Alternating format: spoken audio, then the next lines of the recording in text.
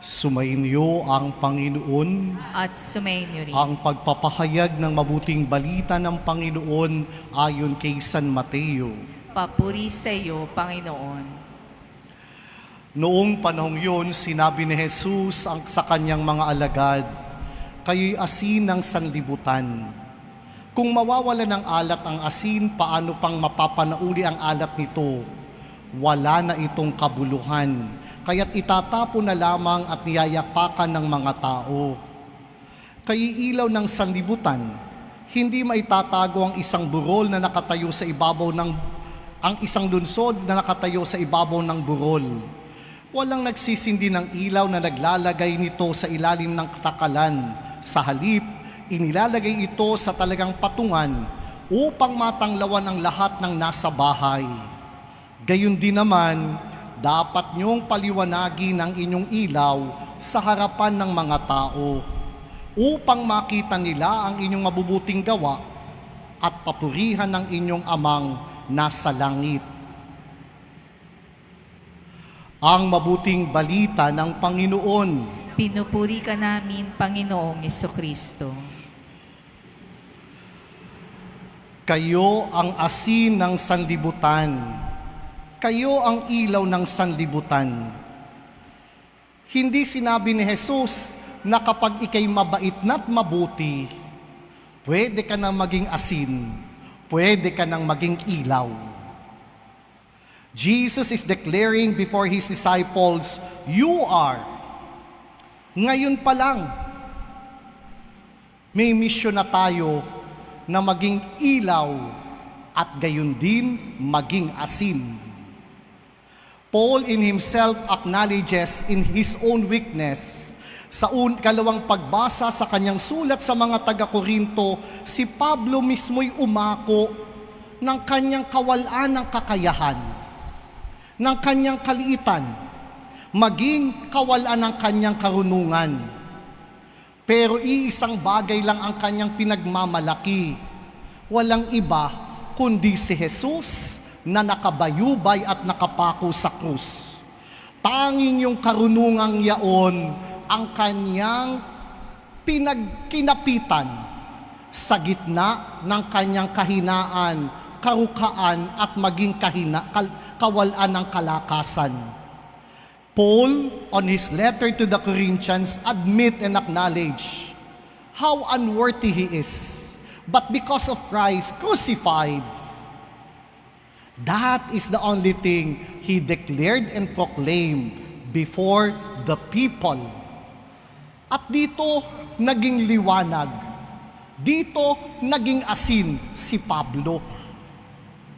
Hindi dahil siya ay mabuti na, kundi nanatili siyang matapat kay Jesus na nakapako sa krus.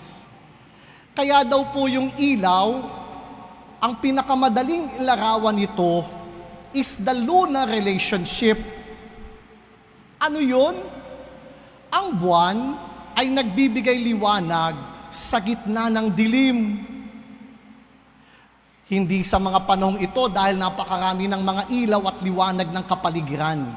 But if it is totally dark, the more we could appreciate how moon guide us and serve its purpose to be a light for all of us, especially in darkness. But we know the moon only resort his power and light to the reflection coming from the sun. At dahil sa araw, nagkakaroon ng ilaw ang buwan. Ganung uri ng ugnayan ang ipinakikita sa atin ni Pablo. Dahilan sa masidhi niyang pakikiugnay kay Jesus. Hindi man siya karapat-dapat, pero pinupuspos siya ng liwanag na nagmumula kay Jesus na pinagmumulan din ng liwanag na ibinabahagi niya sa kanyang kapwa-tao. In the same way with us, apart from Christ, we are living in darkness. But the more we become closer to Him, all the darkness in our lives are being permeated and contaminated by the light of our Lord Jesus Christ. Kaya hindi maipagpapaliban at iintayin tayo mapabuti na at mapabanal. Tsaka pa lang tayo nagiging daan ng kaliwanagan. Kapag tayo nananatili sa salita ng Diyos, kay Jesus na nakabayubay sa krus tulad ni Pablo, maaari tayong maging gabay tulad ng liwanag na sumasalmin sa ating katauhan dahil kay Hesukristo. At yun ang larawan ng asin. Ang asin, hindi naman natin nakikita, pero nalalasahan. Hindi naman karakarakang napapahalagahan, pero pag matabang ang pagkain, doon natin naaalala. And the significance of the salt is no other than He is moving and acting unnoticed, insignificant, unrecognized. The salt and the light does not call attention to themselves. Rather, their essence are being done every time they were able to serve their purpose, to guide, and at the same time, to make the dish taste good through the salt. Pero hindi natin sinasabing, ang sarap naman ng asin, malinamnam naman ang asin. Hindi. Ang asin ay natutunaw at hindi tumatawag ng pansin. Kapag tayo nagliliwanag, tayo sumasalmin lamang sa liwanag ni Jesus. At dahil tayo sumasalmin, hindi dapat tayo makilala. At hindi dapat tayo ang pagpurihan at parangalan. Na pagkatapos nating gawin ang ating misyon bilang gabay para sa iba, ang lahat ng ito'y patungo, palapit sa ating Panginoong Diyos at hindi para sa sarili nating kapurihan, karangalan o kasikatan. Kapag ganun, napupurnada at hindi tayo nagiging asin at ilaw ng sandaigdigan. The significance of the salt happens when we continuously acting and doing in spite that nobody pay attention to us. We show the integrity of our goodness being unrecognized. Kaya hindi natin kailangan ng mga larawan. Hindi kailangan natin na i-post ang mabubuting gawa natin. Kapag ganon, hindi tayo ilaw. Tayo ang tagapagkalat ng dilim. Hindi tayo nag-iintay ng mga like sa ating mga naabot at nararating at nagagawang mabubuting bagay. It's good for us to be unnoticed, unrecognized, but we leave a mark in their heart because they experience the person and presence of Christ through our own lives. Na kahit walang nakatingin, gagawa tayo ng kabutihan. Kahit walang nakamatsyag, itataguyod natin ang katotohanan. Kahit tayo nag-iisa, gagawin natin ang kalugod-lugod sa Diyos. Sapagkat bilang asin, lumilikha tayo ng kaibahan sa ginagawa ng mga taong nabubuhay sa kadiliman. Kaya't ito ang pahayag ni Propeta Isaiah sa bayang Israel. Ano ang pahayag niya? Religious activities are okay, but it is not enough. Parang sinasabi ni Isaiah, okay ang mga debosyon, okay ang mga pasayaw-sayaw sa karakol, pero hindi yun ang ganap. Yun kumisay nagiging palabas. And Isaiah challenges us by telling Pakainin natin pakainin natin ang mga nagugutom. Patuloyin natin ang mga walang tahanan. Yung mga taong halos subad sa inyo'y paramtan. Ang inyong pagtulong sa mga kasama ay huwag talikdan.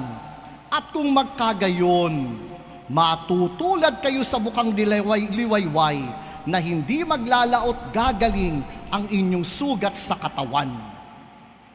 Isaiah challenges the people of Israel to not overwhelmed by religious activity, by all those forms of devotions, because that is nothing if it is not reflected on our work of charity, in reaching out to the poor, in upholding justice, and at the same time, in looking after the lost, the least, and the last in our society and even in our community.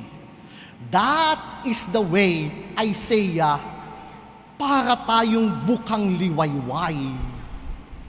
We set a difference in this world when all those religiosity are being seen on the way we live our life, seeking the lost, the least, and the last in our parish community.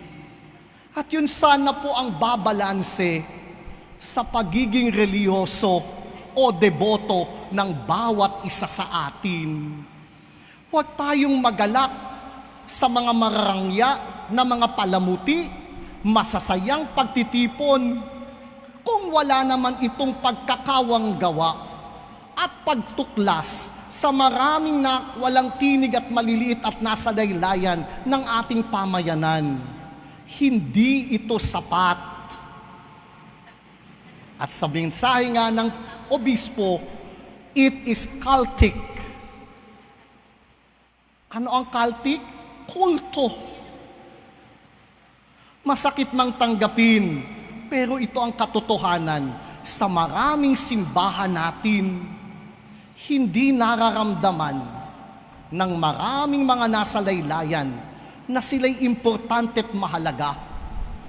Ang mahalaga yung nasa sentro, pero hindi napapansin ang mga walang tinig, walang sinasabi, at napapabayaan ang maraming mga nangangailang at kapuspalad sa ating kapaligiran. In that way, these people are the one who cannot pay us back. Ang mga taong ito'y hindi masusuklian ang ating mga mabubuting gawa, ni hindi maipapahayag ang kabutihang ating ipinapakita sa kanila. Pero yun ang katangian ng pagiging asin, na hindi tayo kumukuha ng atensyon para sa atin, kundi gumagawa tayo. Dahil yun ang nais ng Diyos, na unang gumawa ng mabuting bagay para sa kaligtasan natin. Muli, babalik tayo sa malalim nating karanasan kay Jesus, kung paano siya naging asin at ilaw ng sandaigdigan. Ito'y ating susundan para hanapin ang mga nawawalang tupa ng bayang Israel. Kaya sa linggo pong ito, hinahamon muli tayong tuklasin, tunay ba akong nagiging daan ng kaliwanagan sa gitna ng mga alit at sigalot at di pagkakaunawaan? Kaya ko pang harapin ang liwanag sa gitna ng makasalanang kong buhay. Bukas ba akong patuloyin si Jesus na ang kaloob ay liwanag para puksain ang makasalanan at dituwid at tamang pamumuhay na aking kinasasadlakan? Pangalawa, sa mabubuting gawa natin sa ating kapwa, tayo ba'y tumatawag ng pansin?